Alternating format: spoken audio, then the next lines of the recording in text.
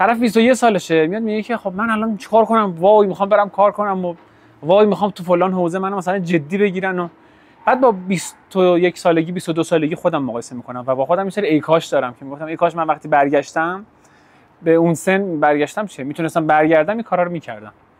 مثلا یکی از اون چیزایی که دوست داشتم خودم انجام بدم 10 سال پیش و به آدما میگم که آقا اوکی دوست داری کار کنی، دوست داری موفق بشی، بیا برو الان این کارا رو بکن، اینه که واسه یه سری از مهارت‌های وقت بذار که بعضن حتی هزینه‌ای هم برات نداره. توی کانسپت کار کردن مخصوصا مثلا وقتی می‌خوای برای شرکتی برای جای بزرگی کار بکنی میگن دو تا مهارت باید داشته، یعنی دو تا دونه سبک مهارت باید داشته باشه، یه هارد اسکیل، یه سافت اسکیل.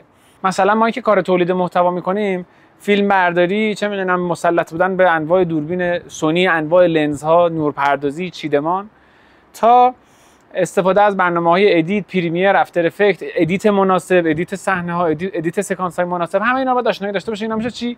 هارد اسکیل. حالا هر کسی تو هر رشته و هر کاری که باشه خب بالاخره یه اسکیل ستی داره دیگه که اینا رو بهش میگیم هارد اسکیل. ولی داستان سافت اسکیل چیه که خب لزوما هم شما نمیتونین یه دوره‌ای بری و میشه بعض وقتا، ولی حتما اینطوری نیست که با یه دوره یاد بگیری و تجربهش کنی. مثلا یه چیزی که الان تو خیلی از جاها مهمه، توی کار تیمی مهمه، تو شرکت مهمه، تو حتی اگه کار پروژه‌ای انجام بدی مهمه، اینه که آقا تحملت بالا باشه، صبرت بالا باشه. یکی از چالشایی که ما اول کار داشتیم اینطوری بود که وارد یه پروژه‌ای می‌شدیم و طرف به هر دلیلی، عدم آمادگی، پچل بودن یعنی اینکه تکلیفش با خودش مشخص نیست. نمیدونم کلمه است یا نه ولی استفاده می‌کنیم. تکلیفش با خودش مشخص نیست و این باعث میشه تو هرس در بیاد. تویی که اومدی اونجا وقت گذاشتی به عنوان یک کسی که میخواد تولید محتوا انجام بده، انرژیت گرفته میشه. خب تو همه کارهای دیگه هست، میگه آقا مثلا من برنامه‌نویسم، رفتم توی محیطی به جای اینکه فکرم درگیر برنامه‌نویسی باشه، درگیر اینه که مثلا صبح ساعت 9 اگه نرم مثلا دوام میکنن. مثال میگم، حالا قانونه، مثال مناسبی نبود. و اینکه تو تحمل داشته باشی و صبرت بالا باشه و این اتفاقا رو وقتی میبینی روی کار تاثیر نذاره، خب این یه مهارتیه دیگه. و این میشه سافت اسکیل و اینو یاد نمیگیری، جایی نمیره بهت بگن خب درس اول صبر اینه که این کار بکن، نه آقا این اتفاق نمیفته. حالا میگه خب من چه شکلی اینو باید یاد بگیرم؟ حالا بهتون میگم، صبر کن من این دو تا سافت اسکیل دیگه بگم. مثلا یکیش صبره، یکی دیگه‌اش میشه ارتباط گرفتن. یکی از بزرگترین حسرت‌های زندگی ارتباط نگرفتن با آدماست. مثلا دیدید بعضیا این شکلی وارد جمعی میشن، با همه دست میدن، علی هم فلانم بیسارم، کارش هم طرف میگه. من تا یه تایم زیادی، خب من کافه رستورانم داشتم دیگه، اون موقع که کافه رستوران داشتم و یه جای خفن اصفهان هم بود، خیلی‌ها نمیدونستن ما اونجا کافه داریم و طرف گفت آره رفتم این کافه، گفتم اونجا کافه ما، نه بابا مگه میشه؟ آره چرا؟ چون با هیچ کی ارتباط نمیگرفتیم. یعنی مثلا این همه آدم که می اومدن اونجا، ما نمیرفتیم خودمون رو معرفی کنیم، نمیرفتیم مثلا اینجا خودمون رو پرزنت کنیم بگیم آقا ما مثلا کافه داریم. و ارتباط نگرفتن با آدما و حالا به اصطلاح لول بعدیش میشه شبکه سازی نکردن، یکی از بزرگترین حسرتام بود. و به نظر من اگه برگردم پیش علی 21 ساله، بلند میشم میزنم تو گوشش، نه حالا با محبت بهش میگم علی عزیز لطفاً بیشتر با آدما ارتباط بگیر، فکر نکن فقط بحث دوست شدن و ایناست، نه بحث کاره.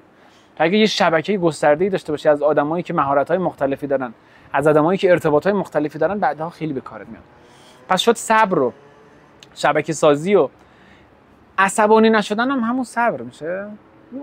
اونم هست دیگه. آقا شما عصبانی نشی، توی جای یه چالشی پیش میاد قاطی نکنی، قربتی بازی در نیاری، دعوا راه اندازی، فحش و فحاشی نکنی. اینا به نظر من حالا کلا میگه آقا سافت اسکیل من اصلا کجا باید بلد باشم، از کجا باید یاد بگیرم. یه سافت اسکیل دیگه بگم که تو ذهنمه و خودم استفاده کردم، خیلی برام کاربردی بوده، اینکه آقا با تیم مچ باشی. خب مثلا آدمه وارد یه تیمی میشه، یارو یه نظری میده که ممکنه تو حوزه تخصصی تو هم باشه، باید بتونی باش کنار بیای، مخصوصا اگه لول و ردش از تو بالاتر باشه. مثلا یه مدیر میانیه میاد میگه که آقا نه این کارو بکن، تو میگی برو بابا چرت و پرت نگو، من بلدم، تو چی داری میگی؟ خودم کار خودمو میکنم. نمیشه، کار تیمی باید بتونی بکنی. آقا حالا از کجا میگی باید اینا رو یاد بگیریم؟ آقا مثلا تو توی 20 سالگی، توی 18 سالگی، الان که بچه‌ها، ما الان اینجا نیکانو داریم، از بچه‌ای اینجا 15 سالشه، بری کار کنی پیش بقیه و اصلا نه تو قیدبند پرداختش باشی، نه تو قیدبند شرایط خاصش باشی، حالا نه جوری که همه جوره زیر سوال ببرن ادام، ولی منظور این که بری توی یک شرایط دیگه، توی بستر دیگه آزمون و خطا کنی، با پول یکی دیگه به اصطلاح خطا بکنی. ما موقعی که کسب و کار رو انداختیم، خب خوب بود، تجربه کردیم و واقعا تجربهش برای من خوب بود. تجربه گرونی بود، خب به خاطر اینکه تجربه کاری نداشتم قبلش. ولی بعدهای بنده خدا بهم میگفتش که آقا اینکه تو یکو برداری بکنیش یک، مثلا n میلیون برداری بکنیش یا n میلیون دیگه بذاری کنارش. میگفت این هنر نیست که. میگفت هنر اون موقعی که تو صفر رو بکنی یک. و من اونجا بودم که بعد از اینکه مثلا کار کافه رو انجام داده بودم و اینا گفتم ای کاش که من قبل از اینکه وارد مثلا یه اسکیل کسب و کار اونطوری میشدم 5 سال مثلا شاگردی کرده بودم. 5 سال اصلا کار کرده بودم و حالا هر چقدر دریافتش کم بود، هر چقدر مثلا اصلا کارم سخت بود ولی تجربه داشتم. البته که خب کارایی که کردم به کار الانم به اصطلاح یه سری کمک‌هایی کرده دیگه، کما که خب خیلی متفاوت بوده. من یه تایم مثلا مدرس زبان انگلیسی بودم که دوستش هم داشتم، باحالم بود، با بچه‌ها سر کله می‌زدیم و اذیتشون می‌کردم، اونا من اذیتم می‌کردن، خیلی باحال بود. بعدش مثلا وارد همین داستان کافه شدیم، یه تایمی کارشناس فروش تجهیزات عکاسی فیلم برداری بودم تو نگاه شاپ سال 93 4، اونم باحال بود. ولی همه اینا خب یه مسیری بود که من اومدم و میتونستم زودتر استارت کار رو بزنم و دلم می‌خواست که این اتفاق بیفته. البته بچه‌های الان دارن این کارو انجام میدن واقعا، ولی خب الان این الانیا که دارن کار میکنن احساس چیز دارن که وای ما عقبیم، مثلا فلانیو ببین چه کاری داره میکنه، چه مثلا کسب و کاری داره، چه پیجی داره. ولی من میگم اشکال نداره، شما بالاخره کار میکنید، ولی خوبه که شماها دارین کار میکنین. اون نسل به اصطلاح بعد از ما، نسل زدیا، من واقعا یک بزرگترین حسرتم همینه که زودتر شروع نکردم به کار کردن، با کسب و کار بقیه آزمون خطامو انجام بدم. حالا اینکه برید کسب و کار رو بپکونی و هم بیچارهش کنید، شرفشو به باد بدی، الا آقا شما یه دو تا خطا بکنی تاش اینه که بدترین حالتش اینه که اخراجت میکنن دیگه، ضرر میلیونی میلیاردی که نمیکنی که، بعدش بری سراغ کسب و کار خودت. حالا مثلا کاری که ما میکنیم الان واقعا بزرگترین اتفاق که توش میفته ارتباط گرفتن است و من اینو به شکل سخت یاد گرفتم ولی الان دارم انجامش میدم. ارتباط گرفتن یعنی چه کمکی میکنه؟ چون الان یه سری‌ها میگن که آقا ما می‌خوایم کار پروژه انجام بدیم، مثلا از کجا شروع بکنیم؟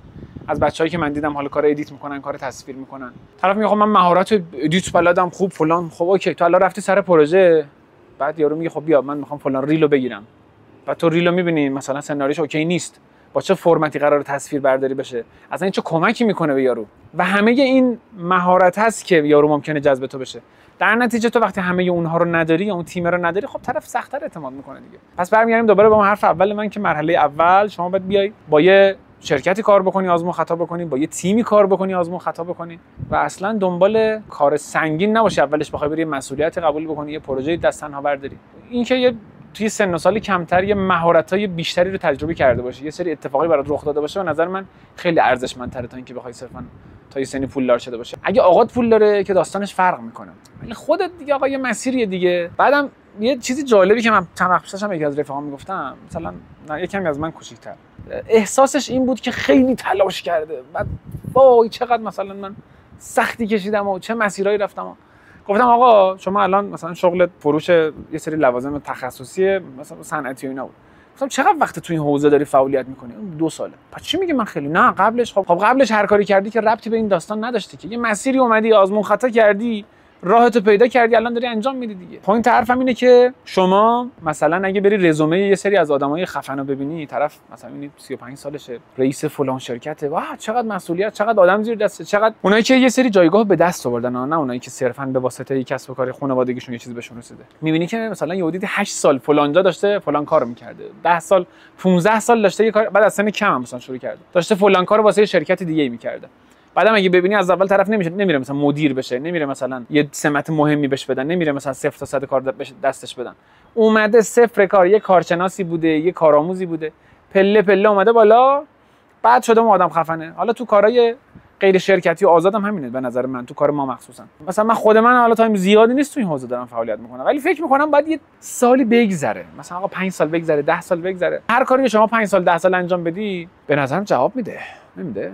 میده آقا. شما امکان نداره که 10 سال یه کار درست حسابی ها، نه مثلا ساقیگری و اینا، نه حالا اونا نمیدونم، من جاج نمیکنم، ولی احساس میکنم یه چیزی که مهارت محور باشه، نه که 10 سال چکش توی میخ بزنی. یه 10 سال یه کاری که خودت آپدیت کنی، 10 سال یه کاری که به مغزت فشار بیاد، نه فقط مثلا به زانوت فشار بیاد. البته با اون زانو و به کمر اینا فشار بیاد، بالاخره یه سری کسب و کار هستن دیگه، طرف فک میزنه، یعنی به اصطلاح صحبت میکنه، حالا فک که نه، ولی با صحبت کردن خیلی کار بازم داستان فروش. ولی خب کار ما اینطوریه که تو واقعا باید داستان خلاقیت توش داشته باشی، داستان تیم ورک رو باید توش داشته باشی، داستان شبکه سازی باید توش داشته باشی. به نظر من تو کار ما سافت اسکیل خیلی مهم‌تره، چون چیزی که من دیدم خیلی از کسب و کارا میرن پیششون، اون طرف میگه که آره من ببین، بعد میونی واقعا محتوای خفنی برای یارو ساختم. خب چرا جواب نگرفتم؟ به خاطر اینکه این محتوای خوشگله، هیچ ارزشی واسه مخاطبت نداره. من از کجا میدونم؟ من چقدر وقت کار کردم؟ من بابا رفتم آزمون خطا کردم، با 10 تا پیج کار کردیم، دیدیم این 10 تا پیج دغدغه مخاطبش این بوده، در نتیجه به همچین چیزی نیاز داره و اونجاست که مثلا من میام با یه دوربین ارزان‌تر